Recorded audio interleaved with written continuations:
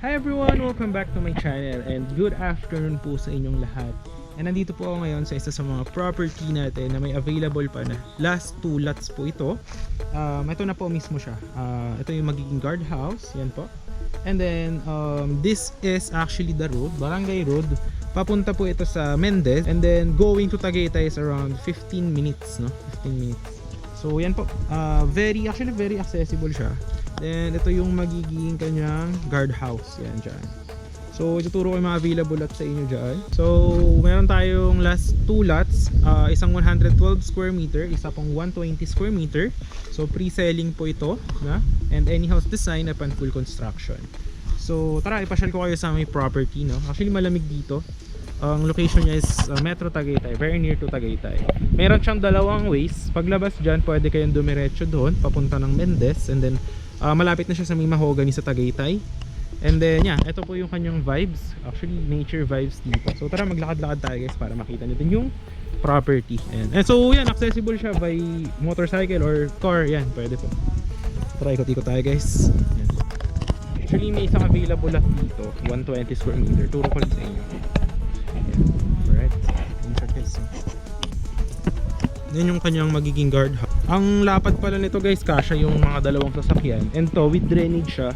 And nagka-partner over sa inyo, there will be lines for electricity and water din, water system. Turo ko muna sa inyo isang available lot. Actually dito lang siya, 120 square meter. Turo ko muna. So yan ito guys, oh. Kanyang concrete road, yan.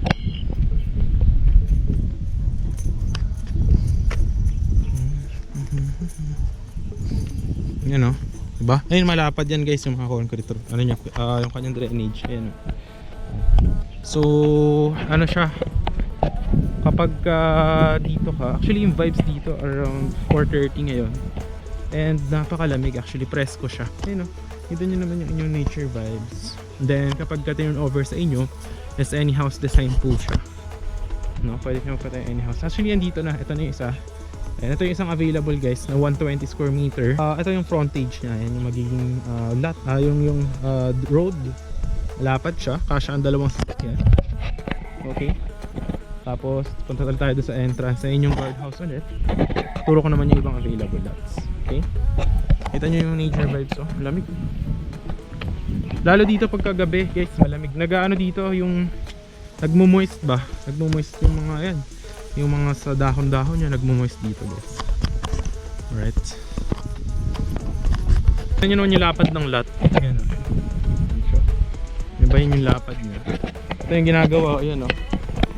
So kapag turn over siya, ayan, meron siyang sementado na walkway. Ayan, ganyan. Alright. Malaki actually. Malaki rin yung 120 square meter. Ayan, tuturo ko sa inyo yung undergoing development dun sa ibang lugar. Ano niya, lugar. Ayan.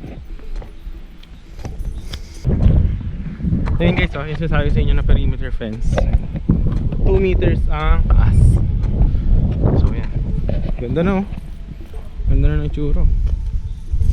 Alright, it looks so nice. Ayan, kapag tinurn over sa inyo yung lot nyo, ganyan siya. Ayan, malinis. Ano pa? Ganyan oh. Alright.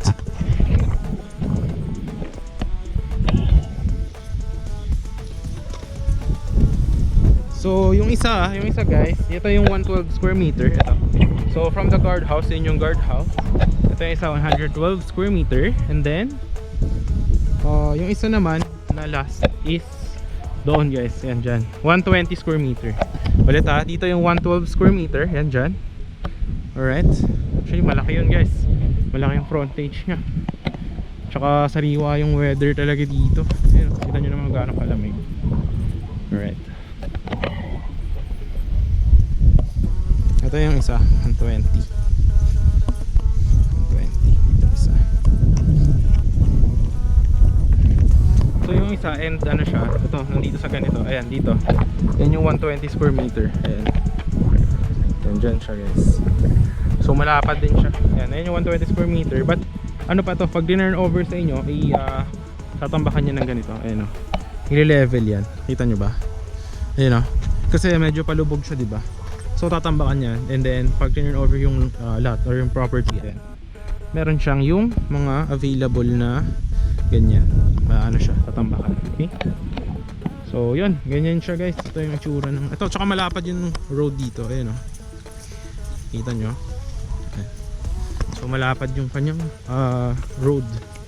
Ito, ayan yung isa, ayan yung isang 120 square meter dito ha. Yan. Tapos kapag turn over sa inyo, ganito yung magiging lot. Tignan nyo, ito yung hindi pa nade-develop, hindi pa yung turnover to. Ganito yung pag turn over. Yan, yung ganyan tatambakan yan guys. Ayan o, ganyan. So mataas siya, ile-level siya dito sa concrete road natin. So malaki itong sa subdivision natin. So yun guys ha, 3 lots remaining pala siya. 3 lots remaining.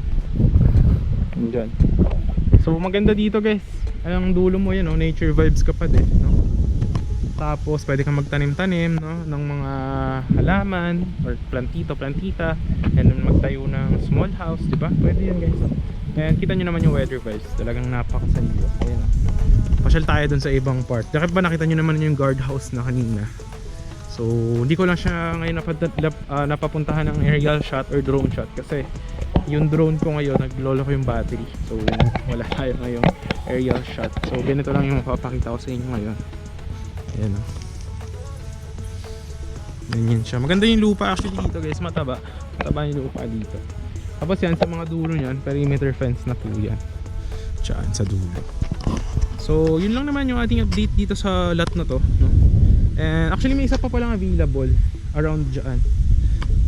So ayusin pa kasi yan. Pero nandyan 111 square meter, 111. Ito pala yung isang available lot na 111 square meter dito. Yan. So ayan yung gitna niya, yung road. Ito yung undergoing development. So i-level siya, ganyan kapag turnover. And then nandun na mismo yung guardhouse, yung nilakaran natin kanina. Or description, or pwede nyo message ako, nakalagay naman yung Viber or WhatsApp ko dyan sa video. Ang requirement dito is 2 valid IDs lang, no?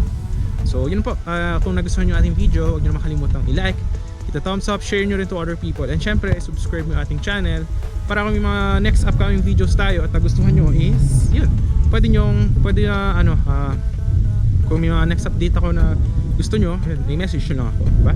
Lagi kayo magiging updated. So yun lang guys, thanks for watching and God bless po sa ating lahat. Bye bye and have a great day. Super lamig.